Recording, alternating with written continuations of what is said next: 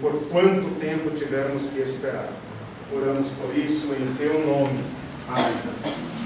Amém. Meus irmãos, nós estamos estudando uma fase preparatória para entrarmos no livro de Apocalipse, que eu estou chamando de História da Escatologia. O meu objetivo não é cansá-los com informações, mas apenas lembrar, porque isso nem sempre fica claro, lembrar que a interpretação das Escrituras tem uma história, que o modo como a igreja entende hoje as profecias, ou nesse século, ou a partir do século XX, não é necessariamente o modo como sempre foi entendido. Por quê? Porque a igreja olha para a profecia e olha para os fatos. E a partir dos fatos, a partir dos eventos, a partir do que ela consegue entender, ela interpreta as Escrituras. E não pode ser de outro modo. Por isso a interpretação das Escrituras erra e acerta, né? Se duvidar disso, basta olhar a história, né? Basta olhar para a nossa genealogia cristã, né? Olhar para a igreja, para os seus erros, seus acertos, pessoas que marcaram data, pessoas que estabeleceram, que identificaram personagens e tal, e deram com os burros nada, né? Então nós, que somos herdeiros de 2000 anos, né, para arredondar a conta, somos herdeiros de 2000 anos de interpretação, podemos olhar erros e acertos, né? E sabendo que também a nossa interpretação das Escrituras estará sujeita ao juízo dos cristãos do futuro, que também vão saber se nós acertamos ou erramos, né? A bênção disso é que nós podemos evitar erros, nós não precisamos repetir erros do passado, né? Eu lembro quando eu comecei a estudar Apocalipse por minha própria conta e risco, né? Recém-formado, e ensinar para a igreja, obviamente, né? E aí o meu ex-professor falou com a minha esposa: quando ele começar a marcar data, você me avisa. Porque esse é um risco constante de quem estuda escatologia. Escatologia é olhar para o futuro, significa que tem uma história no futuro, né? E de acordo com a nossa fé cristã, o desfecho final desse futuro já está, de certa forma, assegurado, né? A gente pode não saber os detalhes daqui para lá, mas nós sabemos que o reino de Deus é o escatom, né? É o grande final da história, é o reino de Deus. Não sabemos ainda quantas bestas vão se levantar, né? Mas sabemos que no final o reino de Deus será estabelecido. Então, nós cristãos temos uma visão da história, e uma visão, podemos dizer, eu ia falar otimista, né? Eu não gosto muito dessa expressão em relação à fé, mas uma visão de esperança. Essa sim é uma palavra adequada à nossa fé, né? Então é isso que nós estamos fazendo, ok? Só por isso que nós estamos estudando história, né? Quem quiser mais informação sobre isso e tal, aí se aprofunde, né? Eu estou apenas pincelando muito rapidamente esse quadro. Na aula passada, nós fomos até a Igreja da Reforma, né? Então, claro, se você pegar, vou colocar aqui 1500, né? Só para arredondar, né? A Reforma foi 1517, Martinho Lutero, né? 1517, agora em outubro vai fazer 500 anos, né? Mas a reforma, na verdade, começa 100 e tantos anos antes, né? Algumas pessoas dizem que Santo Agostinho, São Francisco de Assis, né? O Francisco, ele em 1200 já era um reformador, né?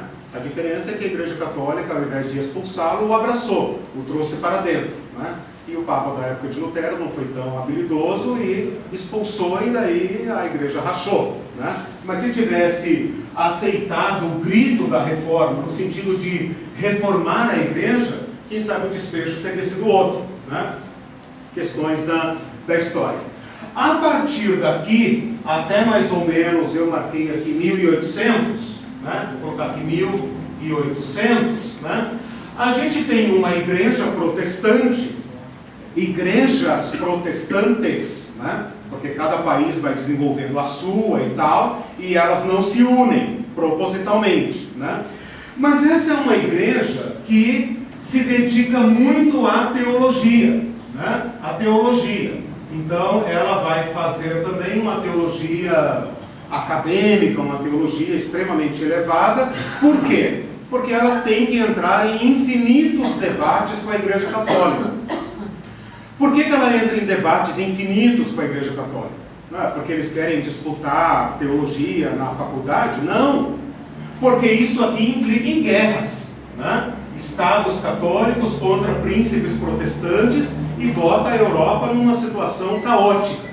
Então é importantíssimo que os protestantes definam o que eles creem, né? Para pacificar a Europa toda. Então, nesse período da Reforma, a teologia, a escatologia não recebe muita atenção, né? Então, eles nos dão ferramentas para estudar. Quais ferramentas? A Bíblia na nossa própria língua, conhecimento do grego e do hebraico. Eles nos dão as ferramentas. Porém, eles próprios não aprofundam a questão da escatologia, ok? Mas, aliás, eu puxei aqui a história, né? 1650 eu coloquei, né? Aqui, essa teologia. Aqui é que nós entramos agora, a igreja do pietismo. Eu falei na aula passada que não é a igreja do petismo, né? Do pietismo. A própria palavra está dizendo, piedade. A igreja desse tempo aqui começou a se cansar desse debate meramente teológico e, como sempre acontece na igreja, surgiram movimentos de vida cristã, de piedade, de santidade pessoal, né? Tipo, o que nos interessa esses debates infinitos sobre questões teológicas, técnicas de grego, de hebraico e tal, se a vida pessoal, a vida de oração, a vida de santidade, a vida piedosa está sendo descuidada. Então, esse movimento chamado pietismo, que surgiu dentro do luteranismo, né? O luteranismo acabou se tornando quase que um catolicismo protestante, né? Uma religião litúrgica, de formas, de ritos, de debates teológicos, e quando isso acontece, a igreja clama. E esse clamor se tornou conhecido na história como pietismo. O fato de se dar ênfase à conversão pessoal despertou interesse pela escatologia.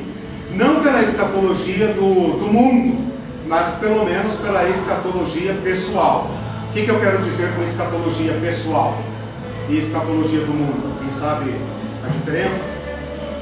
Escatologia pessoal é o meu fim pessoal, né? Em vez de pensar na escatologia do mundo, nas guerras, nas bestas, no anticristo, no Armagedon, etc., pensa na minha ressurreição pessoal, se eu serei salvo, se eu serei aprovado por Deus, né? Então essa ênfase na santidade acabou despertando uma grande curiosidade na escatologia individual. Dá para entender isso? Então pensa numa igreja que começa a orar, buscar a Deus, buscar santificação, etc. Qual que vai ser a preocupação dela? Se eu serei salvo, tá? Se eu ressuscitarei naquele dia. Então essa é a ênfase. Porque este período aqui é um pouco difícil de lidar pelo seguinte, eu estou falando da história da escatologia, né? Mas se a gente lembrar que ao lado disso está havendo uma grande prosperidade no mundo, né? Uma grande expansão do mundo, grande enriquecimento, indústria, capital, mercado, comércio, navegações e tudo mais, é uma época também de grande otimismo, né? E isso leva a igreja a pensar em termos de pós-milenismo. O que é pós-milenismo? Jesus vem depois do milênio. Eles estavam tão, bem impressionados com o grande desenvolvimento da Europa, que eles pensaram, cara, isso só pode ser o milênio, né? Então nós estamos encerrando um período, né, que de certa forma não é necessariamente 1000 anos, e então Jesus está para vir, né?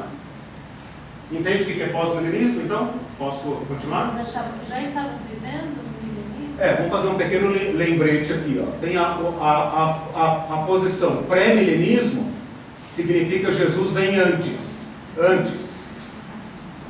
A posição pós-milenismo significa Jesus vem depois. E a posição amilenismo, que vocês estudaram, acho que com o pastor Zacarias, a posição amilenismo significa não tem milênio. Milênio é um período de paz. Deu para entender? Não tem um mesomilenismo aí, não? Tem o quê? Tem, não. Tem mesotribulacionismo. Mesotribulacionismo, que é meio. Né? Mas aí é outro pré-pós. Né? Pré-pós, já vamos falar sobre isso. Então, a questão é julgar, isso é mais recente, isso não entrou na história ainda. para saber se é pós ou pré, a questão é julgar onde está o milênio, né? Onde está a vinda de Jesus? Porque o pré e o pós é em relação à vinda de Jesus. Se Jesus vem antes do milênio, depois do milênio, ou se não tem milênio. Tem que identificar o que é milênio. Sim, para poder, ok. Que nem você disse que eles já achavam que estavam vivendo e ele viria depois. Só para fazer um pequeno lembrete, né? Aqui, bem no passado, se falava em pré-milenismo. Por quê? Porque Jesus só podia vir antes do milênio. Se eles tinham uma sensação de urgência da vinda de Jesus, e eles acreditavam no milênio, eles só têm uma conclusão: Jesus tem que vir antes do milênio. Por causa da urgência. Porque a impressão que eles têm é que Jesus vem logo. Né? Se eles dissessem que Jesus vem depois do milênio, qual seria a conclusão lógica? Ele não vem. Pode deitar, pode dormir. Vem, ó, muitas gerações, aí esqueça. Jesus não vem. Aguenta firme, não vem. Então, esse povo aqui do passado só podia crer em pré-milenismo. Estou dizendo isso porque agora, atualmente, a visão pré-milenista é a visão predominante. Eu estou querendo mostrar a história dela. Né? Esse povo aqui, que começa a pensar mais, seriamente no reino de Deus, eles só podem ser pós-milenistas. Por quê? Se eles forem pré-milenistas, eles estão dizendo que Jesus vem, mas ainda vai demorar 1000 anos para vir o seu reino. Por que eles não pensam assim? Porque o mundo está bom. O mundo está prosperando. Né? O mundo está expandindo. Parece que nós vamos entrar, de fato, numa era dourada. E, ao mesmo tempo, as religiões estão se pegando. As igrejas estão se corrompendo. O que eles pensaram? Jesus vem. Jesus vai julgar essa igreja corrupta. Jesus vai separar esse povo piedoso, pietismo, povo santo, povo de oração, povo de missões, né? E vai iniciar o seu reino imediatamente. É isso que eu quero dizer quando eu falo que a igreja interpreta as escrituras à luz dos eventos. Quais eventos? O mundo está entrando numa fase de grande prosperidade, mas a igreja está corrompida e nós estamos buscando a Deus. O que isso nos indica? Que Deus é que vai limpar sua igreja. Não tem outra reforma, não tem outra coisa. Deus é que vem e vai limpar sua igreja. E limpando a sua igreja, então vai demorar mais 1000 anos para estabelecer o seu reino? Não. Ele vai estabelecer imediatamente e já vai botar um ponto final em tudo isso. Ok? Não dá a impressão que a igreja está de olho no mundo, como é que o mundo vai acontecer? Em vez de olharmos que o reino está dentro do nosso coração? Então, o pietismo acaba pensando muito nessa questão individual. O reino está no meu coração. Né? Mas isso é oscilante, isso depende da época. Né? Nós também, quando olhamos o mundo afundando na lama, no lamaçal do pecado, qual é a nossa tendência de pensar? Meu Deus, é o final dos tempos. Né? Então o cristão olha a sua questão individual e também olha o mundo. Por quê? Porque as profecias colocaram sinais no mundo. Né? Guerras, terremotos, fomes, pestes, a besta. Né? Então, essas duas dimensões andam juntos. Né? Nós vamos ver no Apocalipse que vai falar da questão pessoal e da questão global. Há uma nova vida para o indivíduo, né? E há também uma nova vida para a terra. Novos céus e nova terra. Né? Então são duas dimensões. Tudo bem até aí? Uma pergunta aqui que não quer calar. Você fala sobre a revelação, ou sobre a interpretação e a profecia, mas a gente fala interpretar a Bíblia, mas com todo esse pietismo não houve nenhuma revelação da verdade concreta, de tanta busca de Deus, tanta comunhão com Deus, e Deus não falou com ninguém. Não, falou. Mas a questão é a seguinte: de todo esse movimento histórico, uma herança vai ficar. Uma herança vai ficar. Por isso que eu digo que nós aprendemos de todos eles, aprendemos de erros e acertos. Né? Agora, mesmo na melhor das boas intenções, e mesmo Deus guiando a igreja comete erros. Tá? Ela comete precipitações, excessos, exageros. E essa é uma coisa boa que você está observando pelo seguinte: isso nos torna humildes. Tá? Esse é um reparo importante que a gente deve fazer estudando a nossa história, né? A história da igreja. Né? Por exemplo, eu coloco aqui um movimento adventista. O movimento adventista vai nascer justamente nesse século XIX, né? A partir aqui, né? dos anos 1800, no meio dos batistas. Agora, esse William Miller, né? O Guilherme Miller, ele foi um crente carnal, um crente corrupto, que queria chutar o pau da barraca? Não! Ele provavelmente foi tocado pelo Espírito Santo para dizer: olha, vocês estão dormindo, né? Vocês estão dormindo, vocês não estão conseguindo ler as Escrituras, vocês não estão entendendo os sinais dos tempos, né? E ele se encantou com esse assunto, né? E mergulhou fundo nisso sozinho. Por que sozinho? Porque a igreja não estava atenta para o problema, né? E foi fundo nessa história. E aí cometeu excessos. E ele próprio retrocedeu, reparou seu erro. Mas, de todo o movimento da igreja, sobram coisas boas. O que nós aprendemos com Miller e com o Adventismo? Atenção para a vinda de Cristo. A igreja está distraída, herdamos isso. O que nós temos que corrigir? Né? Os excessos que o movimento adventista, especialmente adventista do sétimo dia, cometeu. Né? Aprendemos muito com eles? Aprendemos. Mas reparamos erros que a história já demonstrou que são erros? Sim. Né? Então, isso nos torna muito humildes. Só Deus é o absoluto, né? Só Ele tem a verdade clara como o sol. Nós vemos sempre por espelho, obscuramente. Então Deus fala e o homem interpreta diferente. Pode ser. Pode ser.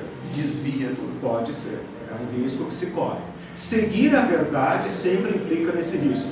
Por isso nós temos que ser humildes e interpretar as Escrituras no conjunto da igreja. Tá? Deus pode falar com qualquer um de nós aqui. Tá? Você vai o quê? Meter o pé na igreja e ir lá na esquina e fundar um outro movimento que é o santo, o povo de Deus. A história está repleta dessas bobagens. Né?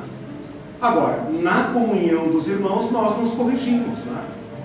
Alguém vai dizer: meu irmão, isso já foi pensado na história, você está inventando a roda. Por isso que é importante ouvir, né? Exatamente. Por isso que eu disse, ontem eu estava vendo um pedacinho da primeira aula desse curso, em que eu falei que na comunhão dos irmãos está a melhor interpretação das Escrituras. Né? Por isso que nós vamos abrir aqui o Apocalipse, sem a pretensão de estabelecer a última e a final revelação sobre ele. Nós vamos abrir humildemente, tateando, né?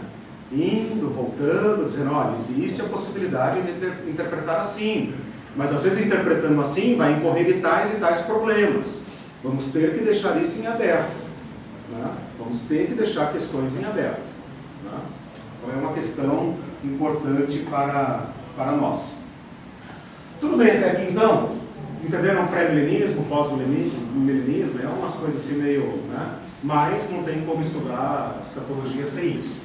Então eu falei de uma igreja da Reforma, falei de uma igreja pietista, uma igreja que se cansou da teologia e se voltou para a piedade, por isso ficou conhecido como igreja pietista, né? E depois um movimento aqui nos Estados Unidos que vai gerar os adventistas, os TJs, não é partido, né? Os Testemunhos de Jeová, também chamado Russelitas, né? E os Mormons. São todos irmãos gêmeos. Né? A igreja buscando renovação, buscando caminhos, né? A igreja cansada de certos erros, de guerra denominacional, de frieza espiritual, de confusão doutrinária. Quando isso acontece, o que a igreja se sente tentada a fazer? Vamos começar tudo de novo, vamos fazer uma reforma, vamos começar do zero, porque esse povo está corrompido, né? E nós temos que começar a igreja de Jesus Cristo, né? Dos santos e dos últimos dias, né? Porque tudo o resto está errado, joga fora, né? Então a igreja sempre comete esses excessos. Isso é a Assembleia também. Sim, já vamos entrar aqui no pentecostalismo, porque o pentecostalismo vai representar também uma onda gigantesca na escatologia, né? E é aquilo que eu falei no início da aula passada. Tudo que nós pensamos hoje em escatologia está diretamente influenciado pelo pentecostalismo, né? Porque ele é mais popular, porque ele dá grande ênfase, ele aprofundou extremamente o estudo da escatologia. Mas posso avançar, né? Igreja da Reforma, Igreja Pietista e movimentos adventistas, ok? Nós, os pentecostais, os batistas, né? Eu coloquei aqui uma pequena nota de igrejas radicais. Eu não sei se vocês sabem, mas na história da igreja nós somos considerados ultra radicais, né? Porque nós não nos acertamos nem com a Igreja Católica, nem com os protestantes, né? E por isso que não houve espaço para nós na Europa, né? E o batitismo, né? E o menonismo e outros movimentos radicais se bateram na Europa de um lugar para outro, fugindo, até que não houve lugar no mundo para esses movimentos radicais e eles tiveram que migrar. Por isso, os Estados Unidos se tornaram o grande centro, né, de difusão dos movimentos radicais. Menonitas, batistas, anabatistas, Amish, Quakers e outros grupos mais radicais ainda. Tá? Então, o nosso DNA é bem radical. Né? Pacifista, porém radical. Né? Radical no sentido de raízes, né? De voltar à compreensão das Escrituras mais original, mais diretamente ligada às raízes, por isso radicais, né? E por isso nós também demos uma grande ênfase na evangelização, né? Os batistas não são muito dados à escatologia, porém estão profundamente comprometidos com a vinda do reino de Deus, né? São um movimento de renovação, de ardor missionário, de ardor evangelístico, né? E de vida simples, né? De vida sóbria, né? Então nós temos uma herança muito boa, somos representantes de troncos muito positivos do Evangelho, né? Mas como não se vive de história, né? Não se come história, né? Nós temos a obrigação de nos renovarmos continuamente, ok? Bom, sobre essa igreja, é isso que eu tinha para falar. Isso aqui é importante, ó. Como os batistas eram perseguidos em todos os lugares, inclusive pelos protestantes, eles passaram a ansiar a vinda do reino de Deus, né? Mais ou menos como um movimento pietista, né? Como não há lugar para nós nesse mundo, como as igrejas estão comprometidas com o mundo, comprometidas com o Estado, né? Nós precisamos mesmo de Jesus, né? Os batistas foram a primeira igreja da história a romper com o Estado. Tipo, não, Estado é Estado, igreja é igreja, né? Nós não queremos favores do Estado, também não queremos que o Estado nos persiga, né? Nós queremos a liberdade de culto, a liberdade religiosa, né? Por isso, nos Estados Unidos é que vai surgir pela primeira vez a república, a liberdade de culto, né? A liberdade de opinião, a diversidade religiosa, né? E nós somos frutos dessa evangelização, né? Esses batistas que chegaram no Brasil no final do século XIX, né? E arregaçaram com os protestantes que estavam aqui em banho-maria e varreram o país de ponta a ponta. Né? Claro, não fomos os únicos, mas foi a grande onda, a grande ênfase, né, evangelística. Depois nós entramos numa fase aqui, né, que eu vou chamar de liberal. Então veja, essa prosperidade do mundo gera dois movimentos, né? Um radical, né, que é esse daqui, que fala da vinda de Jesus e tal, né, missões, evangelização e tal, e um outro movimento que a gente talvez não conhece bem, chamado liberal. Né? O liberalismo prosperou em diversas denominações evangélicas, né, protestantes, não católicas, né, e não também entre nós. Por que entre nós não? Porque nós somos radicais. Né? Mas movimentos luteranos, presbiterianos, metodistas, que mais? Anglicanos, né? diversos movimentos aderiram com muita tranquilidade a esse liberalismo teológico, que deu a entender que o Apocalipse não se aplicava mais à história. Por isso é liberal, é livre dos textos, livre. Né? Então eles começaram a interpretar o Apocalipse como sendo uma coisa lá da igreja primitiva, escrita lá para o Império Romano, contendo até erros. Né? A igreja escreveu o Apocalipse porque ela estava extremamente aflita com o Império Romano, então ela interpretou que o Império Romano era a besta, era o anticristo, e ela esperava Jesus para os seus dias, para livrar os mártires cristãos, né, da morte, e também porque a igreja estava um pouco cansada de esperar a vinda de Jesus, e Jesus não vinha, e ela precisava dar uma explicação para aquele povo que estava sofrendo. Então o Apocalipse é mais um grito da igreja que sofre, né? Mas é um livro lá do seu tempo, um livro do passado. Ele está na Bíblia. Bom, ele está na Bíblia e nós podemos aprender com eles, né? Nós podemos aprender com eles como reagir diante do sofrimento, diante da perseguição, mas o mundo está muito bem, né? O mundo caminha para tecnologia, prosperidade. Agora o mundo vai chegar ao reino de Deus, não porque vai acontecer uma coisa transcendental, mas porque o ser humano vai se tornar alguém evoluído, alguém racional, alguém inteligente, todos os nossos problemas serão resolvidos, e isto será o reino de Deus. Então, essa compreensão liberal das Escrituras também influenciou os cristãos. Né? Então, vocês podem ver, né, como a gente estava dizendo agora há pouco, que nós também participamos do navegar das ondas. Né? O ultraliberalismo provoca do outro lado um fundamentalismo, uma radicalização. Né? E a radicalização também provoca um certo recuo, né? Porque ninguém suporta os extremos. Né? Então, nós tivemos aqui movimentos radicais, como por exemplo o Adventismo, né? Movimentos radicais mesmo. Né? Os Estados Unidos foi formado em cima dessas religiões radicais. Né?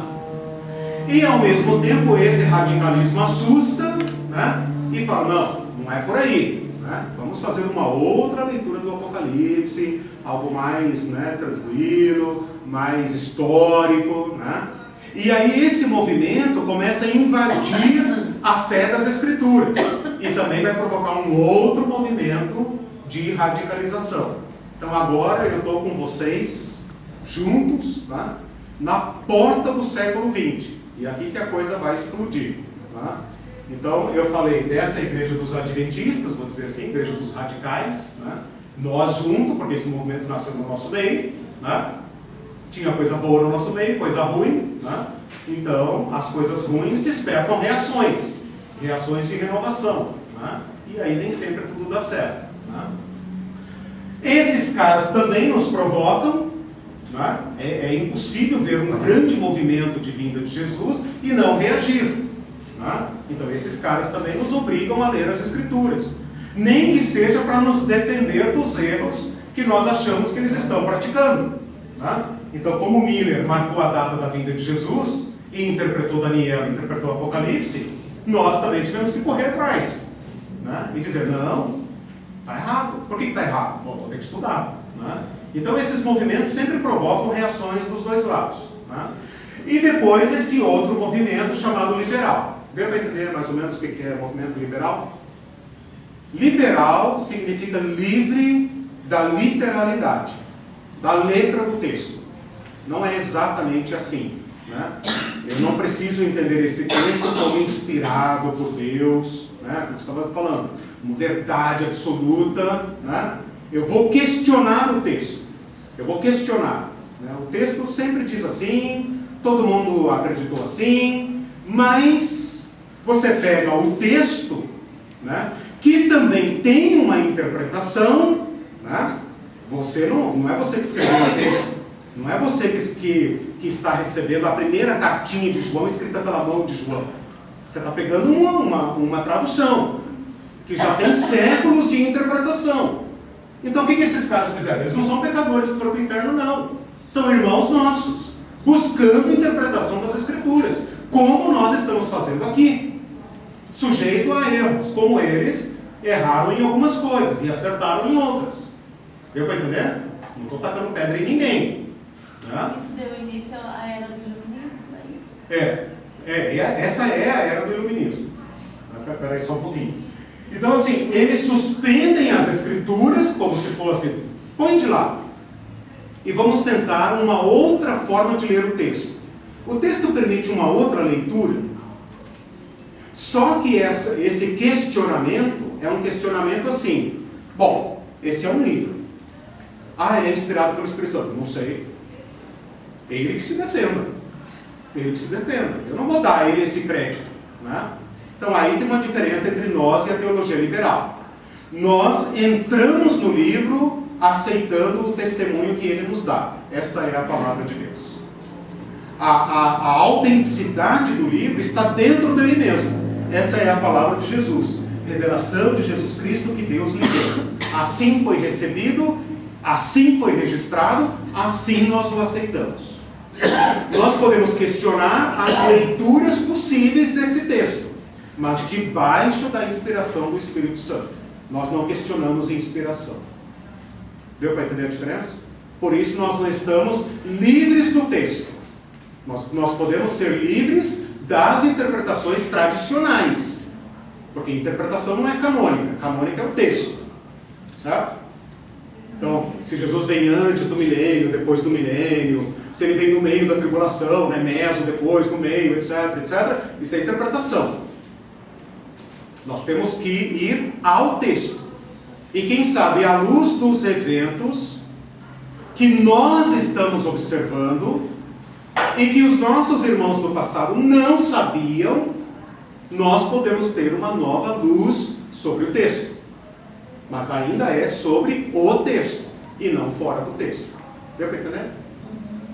Isso é iluminismo. Eu coloquei aí a igreja do iluminismo, porque o iluminismo, o que significa iluminismo? Iluminar as luzes. Qual luz? A luz de Cristo? Não. A luz da razão. Minha razão é que decide agora o que é verdade e o que não é verdade. Minha razão. Né? Esse é um movimento da história, todo mundo sabe, né? E nós não ficamos imunes a ele. Nós também aprendemos a ler a Bíblia de modo técnico, né? Com uso de recursos, né? Por isso estudamos teologia, estudamos línguas, estudamos ciências e tudo mais. Né? Não se pode mais ler a Bíblia com ingenuidade. Essa fase acabou. Né?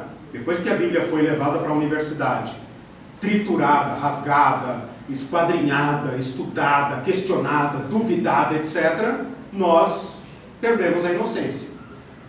Né? Porém, somos o povo da fé.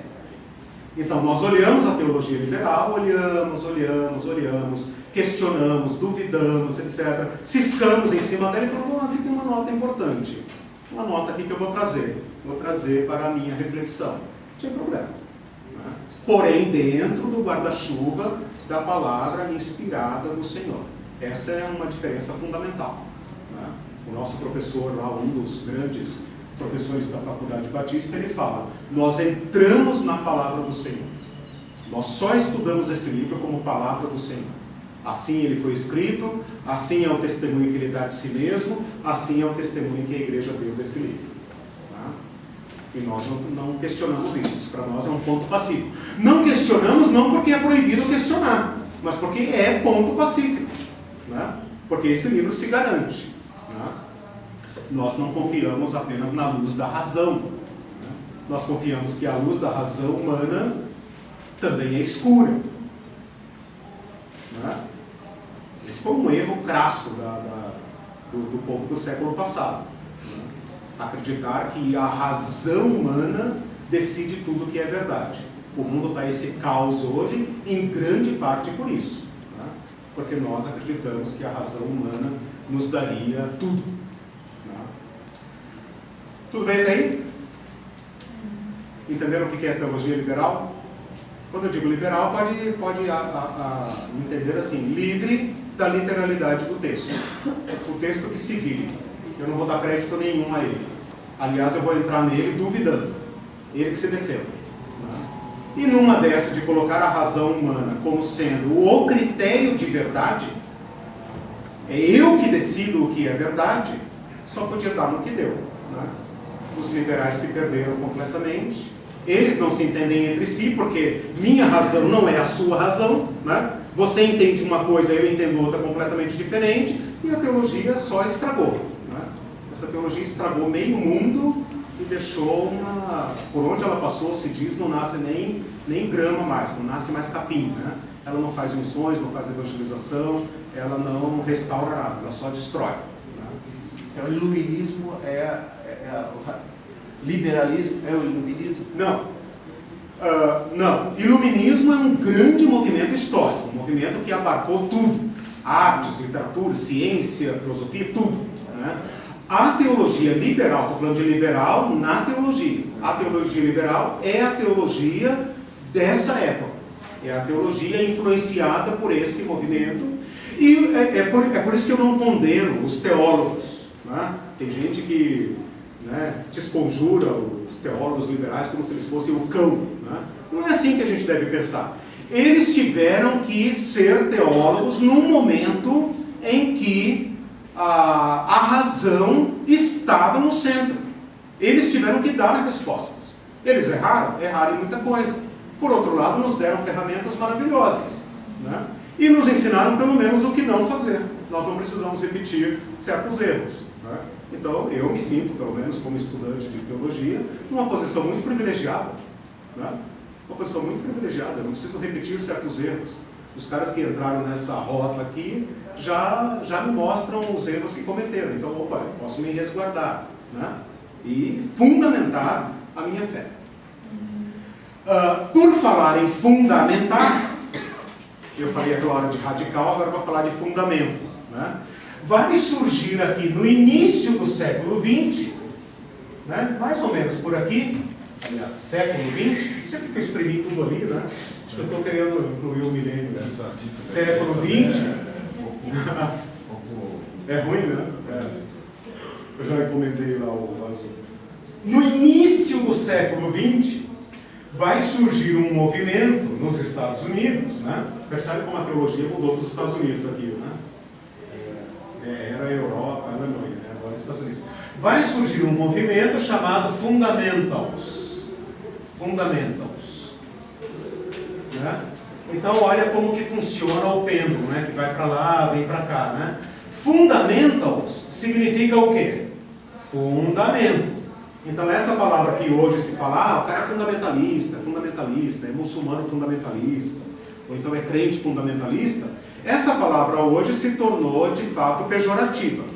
Fundamentalista hoje é usada para falar uma pessoa ignorante, fanática, irracional, né? Do tipo que mata por sua fé, etc. Né? Nós chamamos os outros, né? Os outros de fundamentalista, né? E os outros nos chamam de fundamentalista. De modo que nós estamos empatados. Né? Então, qualquer coisa que você fizer, hoje é considerado. fundamentalista? Então, nós chamamos de fundamentalismo, né? Porque dentro do Islã seria um movimento ultra-radical, né? E o Islã tem diversos movimentos fundamentalistas. Porém, os outros, nós não nos chamamos fundamentalistas, no sentido pejorativo, né? Mas os outros nos chamam. Então, para a grande parte da sociedade brasileira, nós somos o povo fundamentalista. Dentro do universo cristão, nós estamos no lado fundamentalista. Tem o lado liberal, o lado progressista, etc. Nós estamos no lado fundamentalista. Dentro dos cristãos protestantes, evangélicos, nós estamos alinhados ao fundamentalismo, né? Mais fundamentalistas do que nós, só os pentecostais. Esses são mais fundamentalistas ainda, né? O neopentecostalismo aí já é, né? Depende do olhar, já é um movimento assim que as pessoas não conseguem ainda interpretar muito bem. Ele é um fenômeno muito novo, né? Para ser estudado. O que eu quero explicar para vocês não é isso, vocês sabem, né? A questão do fundamentalismo, todo mundo aqui já deve ter sido chamado de fundamentalista, né? O que eu quero explicar para vocês é a razão desse nome. Ele foi chamado fundamentalista por causa de fundamentos, porque os teólogos da época, quando começaram a ver que esses caras aqui não iam deixar pedra sobre pedra, o que eles disseram? Não, algumas pedras são fundamentais, né? E são cerca de 5, né? 5. Essas são fundamentais. Dessas nós não abrimos mão. Podemos discutir teologia em qualquer nível, mas essas 5 são fundamentais, né? Então, eu não sei se eu saberia dizer todas as 5 de cor, mas inerrância das Escrituras, né? As Escrituras são a palavra inspirada de Deus, inerrante. Cristo é Deus, né? A encarnação de Jesus Cristo e por aí. Talvez na próxima, se alguém puder lembrar, não sei, alguém, o seu Zacarias não está por hoje. Mas vocês acham isso facilmente. Eu não me preparei para citar as 5, mas são 5 pilares que esses teólogos disseram, não, isso aqui é inegociável, né? E eles salvaram a teologia, né? Eles salvaram a teologia, porque senão o liberalismo, ao se livrar de qualquer fundamento, né, eles vão dizer, bom, tudo é questionável, vai ficar em pé o que a minha razão disser que é verdade. Então esses outros teólogos disseram, pô, peraí, esses caras vão destruir tudo, né? Então disseram, não, esses 5 fundamentos são imexíveis, né? Esses são inegociáveis. Deu para entender? Nós somos fundamentos, né?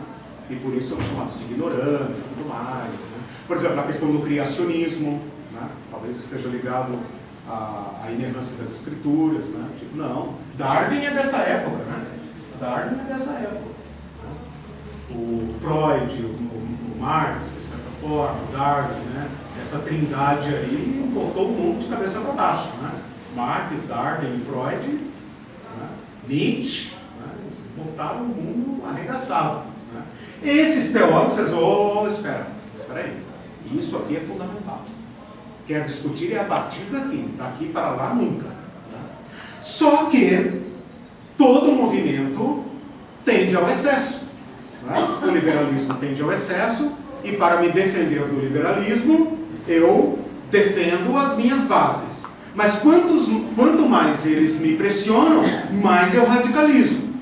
Por isso todo religioso tende ao radicalismo.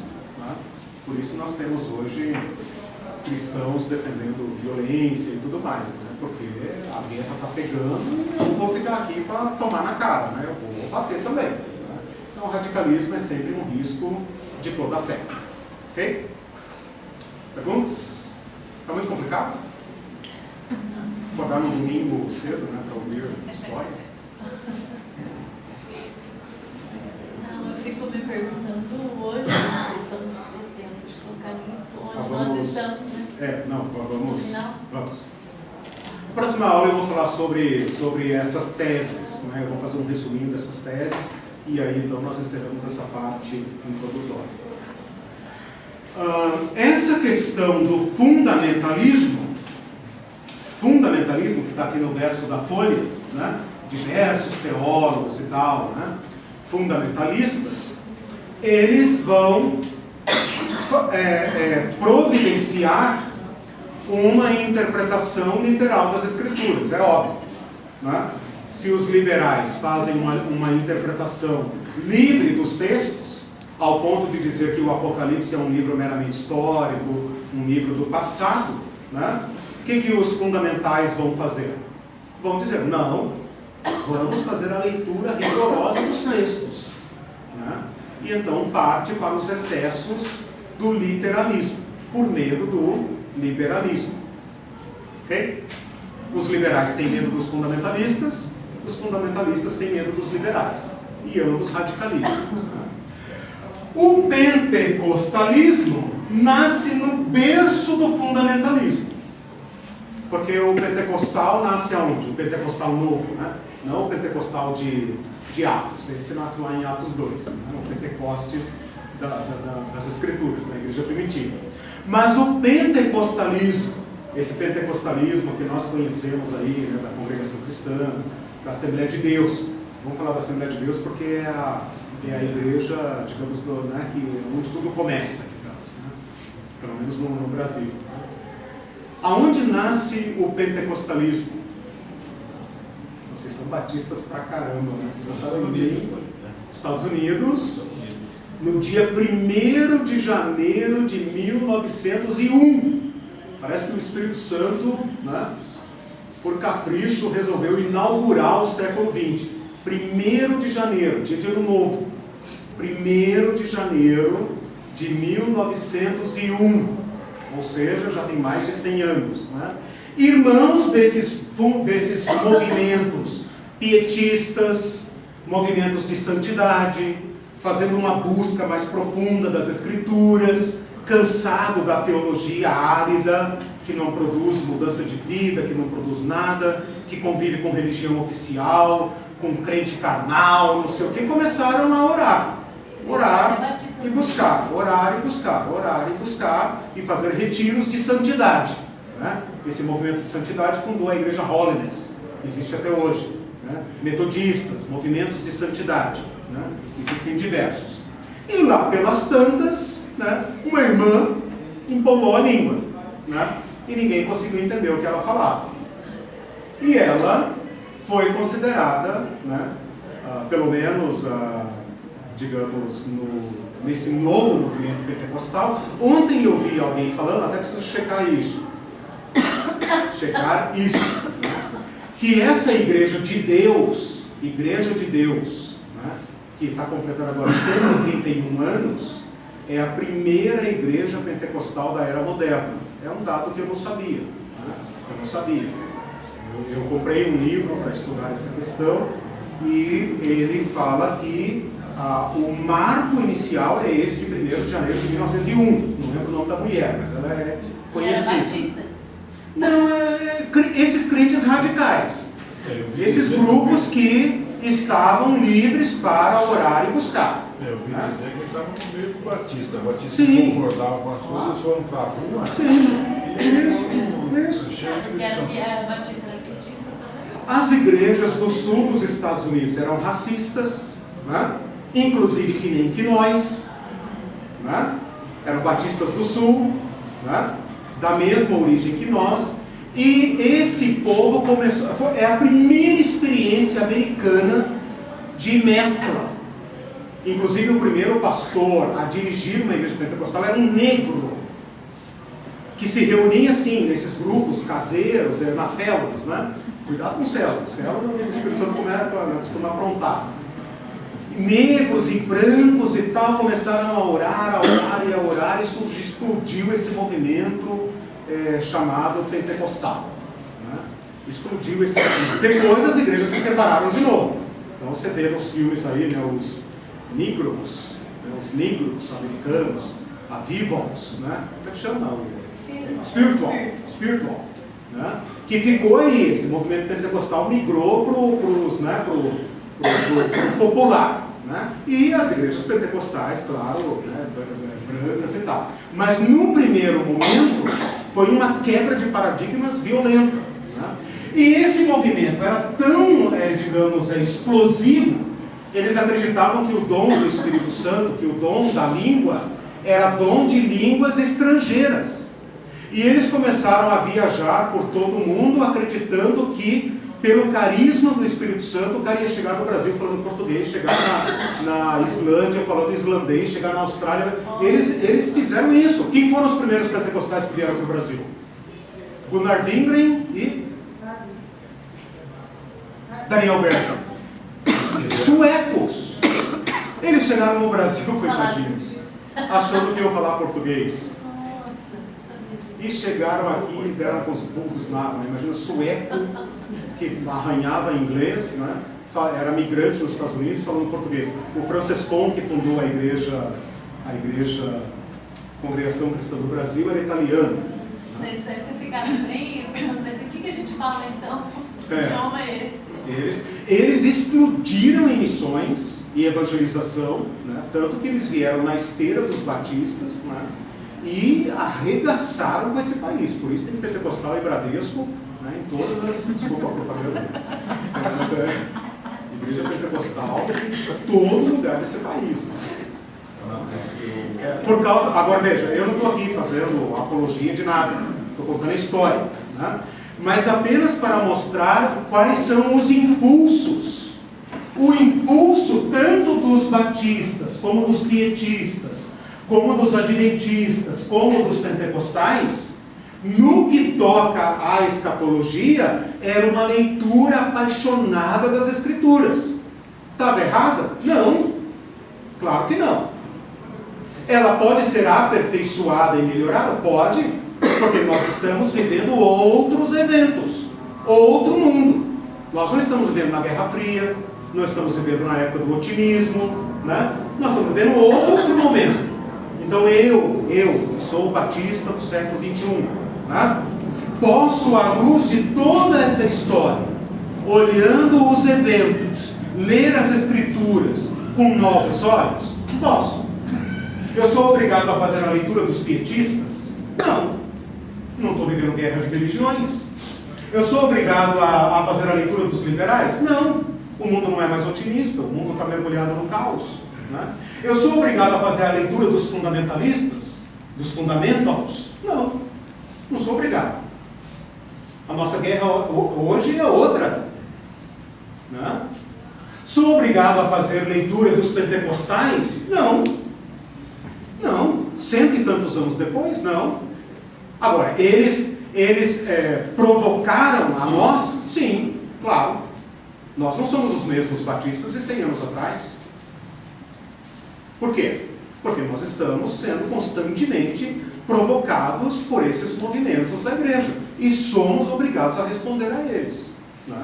Não somos os mesmos do passado, eles também não são os mesmos do passado. Né? Os adventistas não são os mesmos dos anos 1800. Né? Os católicos não são os mesmos, nós não somos os mesmos, a Assembleia de Deus não é a mesma. Por quê? Porque os tempos mudam. Né? E a nossa leitura das Escrituras e a nossa compreensão das profecias também muda, para o bem e para o mal. Tem lixo aí no meio? Tem. Tem resíduo? Tem. Estamos devendo uma resposta ao clamor das Escrituras? Estamos. Né? Eles erraram e acertaram? Ok. E nós? Né? Será que nós somos uma igreja parecida com essa? Parecida com essa? Somos uma igreja fundamentalista? Somos uma igreja liberal? Somos uma igreja dormente? Né? A palavra de Deus está nos provocando. Né? Nos provocando a despertar para a vinda de Jesus, para a vinda do reino de Deus, para a urgência da evangelização, para a urgência da piedade.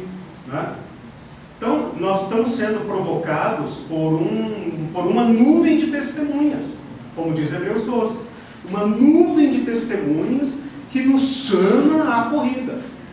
Jesus virá nos nossos dias. Né? Haverá guerras desgraçadas nos nossos dias. O Islã vai dominar o mundo nos nossos dias.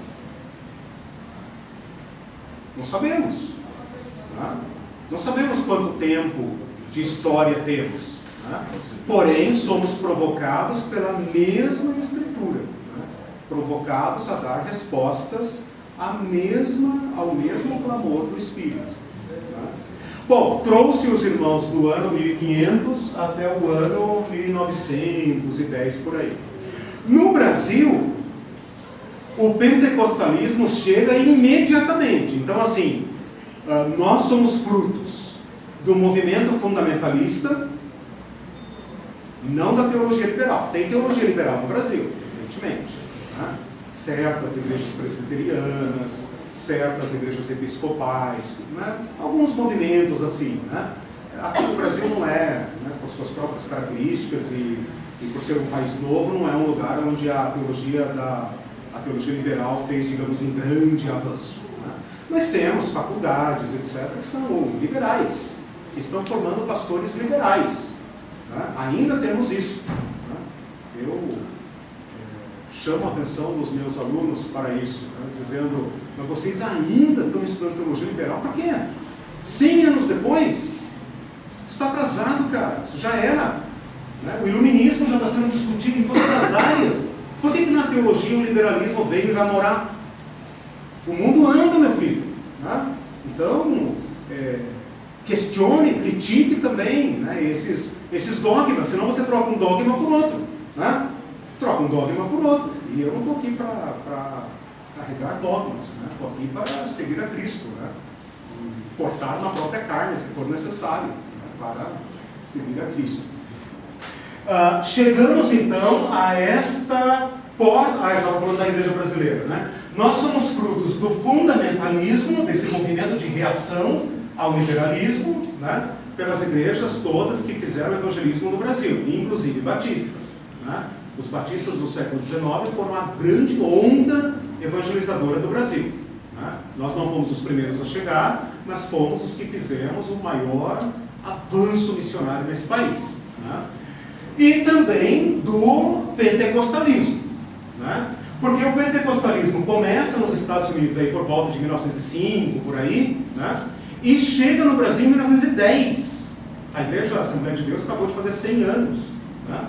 Em 2010, 2011, não sei. Né? Então, assim, a faísca chega aqui imediatamente.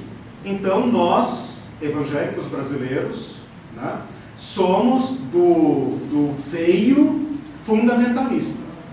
Né? Para todos os efeitos, é nesse quadrante aí que nós nos encaixamos. Né?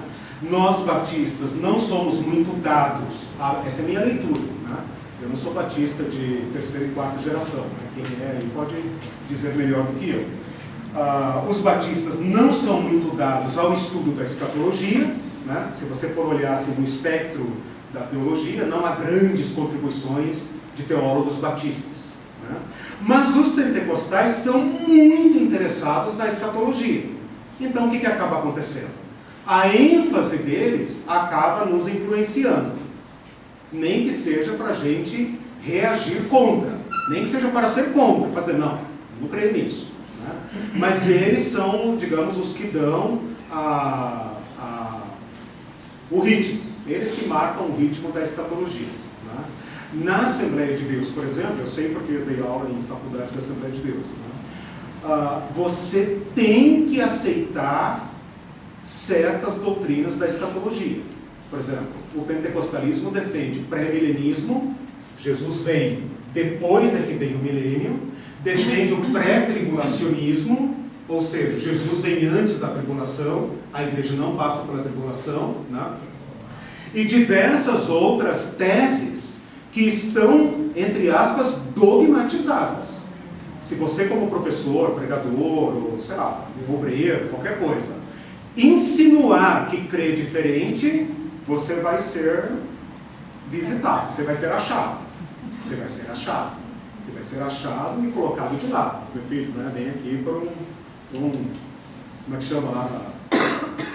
Comissão da Doutrina e Fé. Né? Você vai ser chamado para uma conversinha escatológica no gabinete pastoral. Nós batistas não. né? Até onde eu sei tem batista calvinista, batista pós-milenista, amilenista, pré-milenista, sétimo dia, tem batista sétimo dia, né? Quer dizer, nós não, nós somos, né, livres. Por isso eu posso aqui, né, dar aula, ensinar as posições, contar a história livremente e tal, sem risco de ter minha licença cassada. Irmãos, deu para entender? Tudo isso é importante, né? Espero não cansá-los com isso, tudo isso é importante. Na próxima aula, eu quero entrar nessa parte do dispensacionalismo. Porque junto com o fundamentalismo, junto com o pentecostalismo, vem uma outra onda fortíssima, né? Que vai ser extremamente popularizada, que é essa